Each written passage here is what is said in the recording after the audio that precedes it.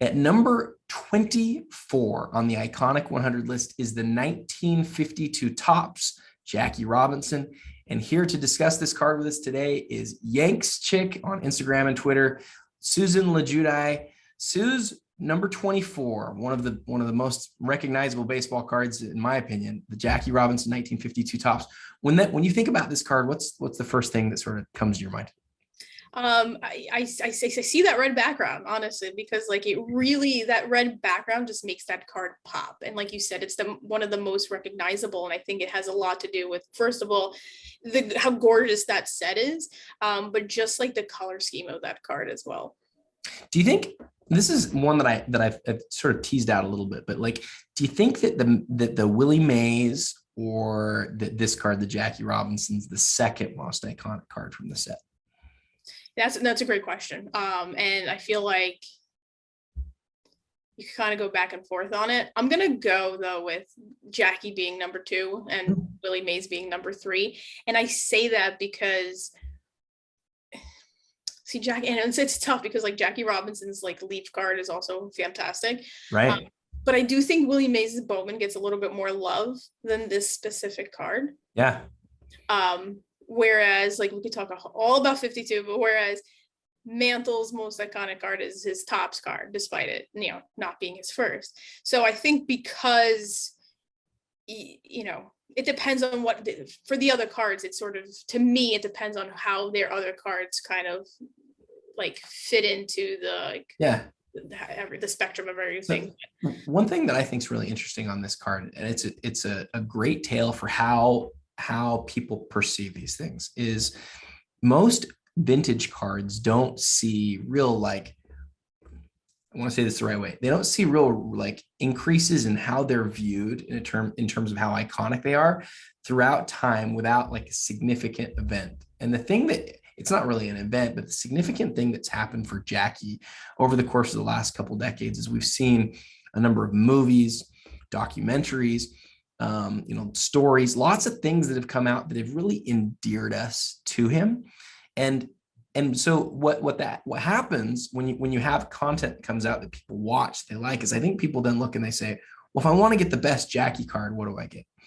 For Jackie, it's the 48 Leaf and it's this 52 Topps. Those are the two cards that I think most people think about. And so what we've seen, I think, that's really interesting is that Jackie's legend has increased and his cards have become more iconic, to where if I was to ask that same Willie Mays question 10 years ago, I don't think many people would say at that point that it was the Jackie. I think back then it was the Willie Mays, but I think your answer is a good one. And I think a lot of people would say that same thing today.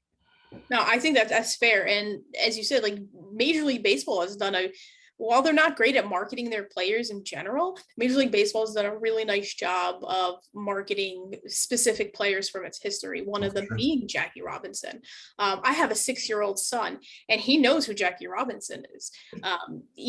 Topps, they put out Big League Baseball, and with it, they had like the Jackie Robinson figure. So he pulled it, and we talked about it. Who Jackie Robinson is.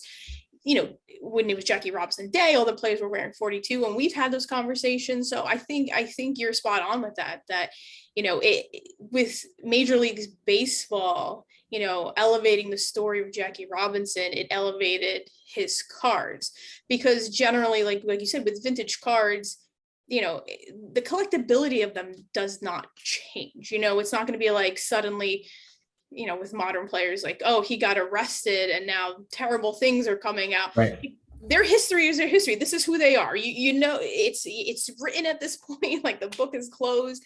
What they've done in their careers. So the collectability doesn't change from like a character aspect.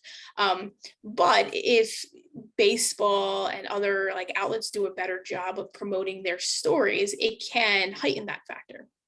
Yeah, I think that's really well said. I had as we were putting together the cards that could be voted on in the survey, which is a real struggle, by the way. 215 cards was an incredibly difficult low number to maintain. We wanted to add like 1,000 cards. One of the cards that several people said that we had to add was the Pee Wee Reese 1953 Bowman card, because of his relationship with Jackie Robinson.